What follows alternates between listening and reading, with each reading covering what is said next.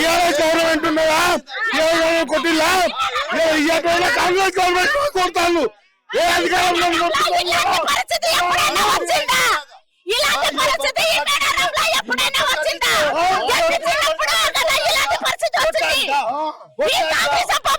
కీబ్రా మళ్ళీ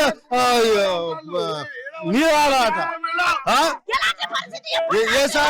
పరిస్థితి. మేడం జాతరకు ఇచ్చేసిన భక్తులందరికీ నమస్కారం.